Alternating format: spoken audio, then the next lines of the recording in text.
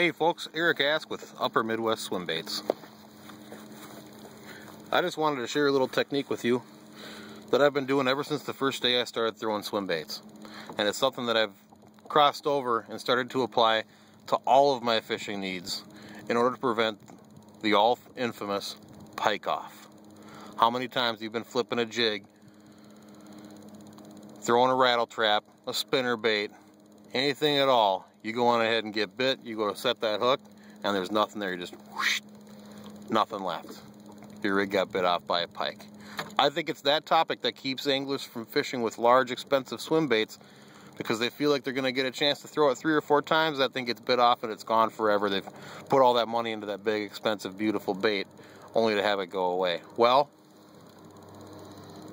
I, along with the rest of the bass fishing community out there, don't like using big, bulky steel leaders for a multitude of reasons. 1, they're big and highly visible. 2, they pick up weeds. When you're trying to work a bait through milfoil or slop or anything else, they pick up weeds. 3, they're heavy and clunky and change the action of your bait. Well, to address this, I adopted a technique that the musky guys have been doing forever now, and I use tieable fluorocarbon leader material. The true musky guys generally use anywhere from 80 to 120 pound test. I think 60 pound is more than sufficient and lightweight enough that it will minimally affect the action of your bait, if at all. In some cases, I think it even makes it a little bit better. Here's what we got: 60 pound tieable fluorocarbon leader material and just a cheap old little crimping sleeve. What do they actually call that thing? Berkeley makes them, and they call it a wire leader connector sleeve. It's real simple. You can see I got my main line here where my thumb is at. Goes to a Palomar knot, which is then tied directly to the 60 pound leader material that I quite simply put back into a loop. I've got nothing on the business end of this.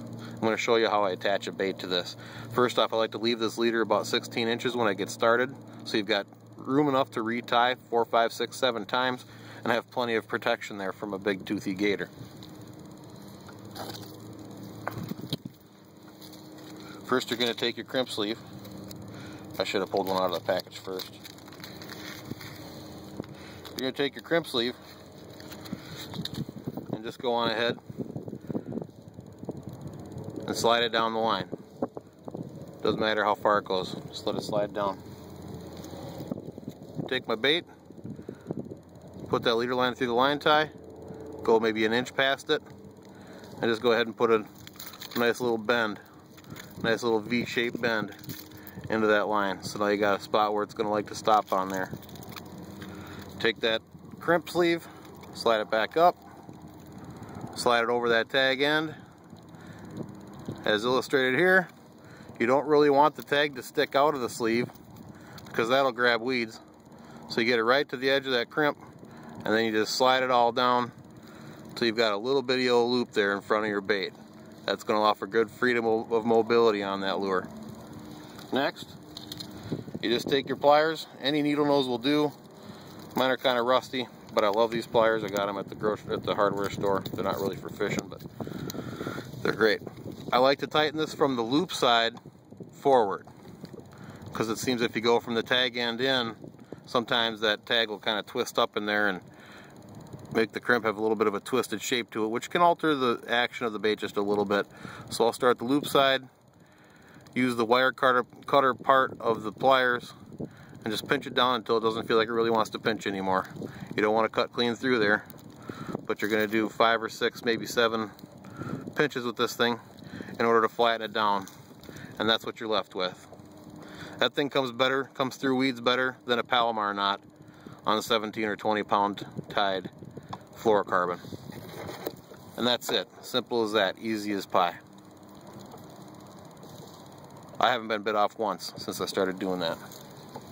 Not only do I do that with my swim baits, but since I started doing that, I apply this to my flipping jigs. As you can see here, it's a 3/4 ounce hack attack jig attached with that little crimp swivel, or little crimp, not swivel, little crimp sleeve.